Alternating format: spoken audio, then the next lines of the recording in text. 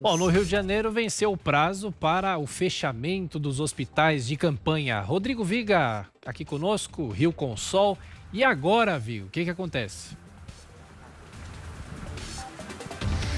Meu caro Thiago, tá quente mesmo, rapaz. 30 graus, a expectativa para hoje e amanhã na casa dos 35. Que inverno é esse? Agora a temperatura continua elevada quando a discussão em torno dos hospitais de campanha. O Estado queria desativar, desmobilizar os únicos dois que abriram, diga-se de passagem, São Gonçalo e Maracanã, nesta quarta-feira. Mas o prazo expirou porque há uma decisão da Justiça impedindo que isso aconteça. E esse não é o único dos problemas envolvendo os hospitais de campanha, não. Tanto que eles motivaram a abertura de um processo de impeachment no Parlamento do Rio de Janeiro. Agora, os funcionários que trabalham ou trabalharam nos hospitais de campanha dizem que estão sem receber há 2, 3 meses, que não conseguiram também o pagamento das verbas rescisórias, contratuais, e ainda estão com a carteira de trabalho retida, o que dificulta encontrar um outro emprego em tempos de pandemia, Thiago. Ô Viga, a pandemia evidenciou a situação da saúde aqui no Brasil, a falta de leitos, mas é curioso porque no Rio os leitos vêm sendo fechados e não é de agora. Isso pelo menos há 9, 10 anos, né? Exatamente, um número bastante expressivo, viu, Thiago?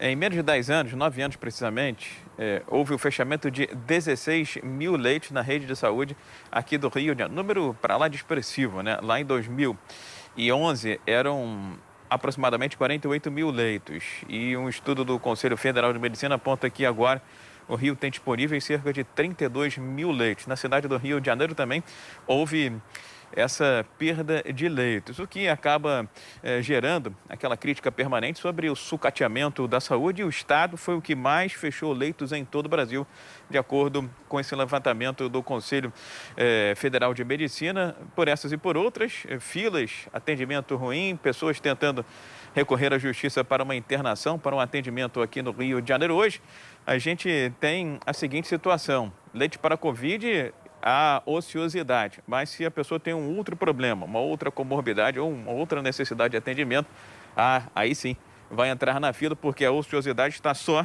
nos leitos reservados para pacientes com Covid ou suspeita da doença, viu, Thiago? Ô Viga, falando sobre contas públicas, como é que está o acordo de recuperação fiscal?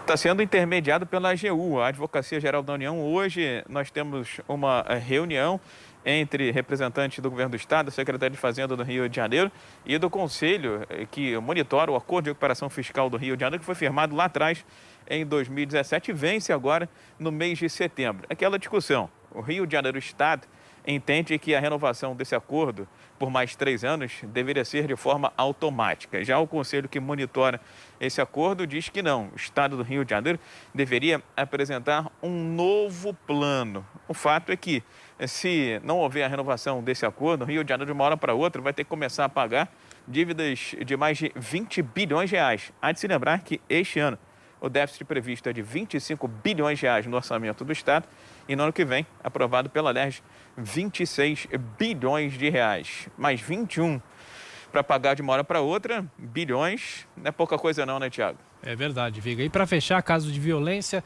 idosos foram baleados porque entraram, por engano, numa favela. Aliás, casos comuns aí no Rio, né? Infelizmente, vários casos aconteceram, inclusive nessa comunidade do Jockey, em São Gonçalo, na região metropolitana. 3 idosos foram visitar a família lá em São Gonçalo, na região metropolitana. Na volta para casa, no Rio de Janeiro, acabaram entrando sem querer, por acaso, nessa comunidade.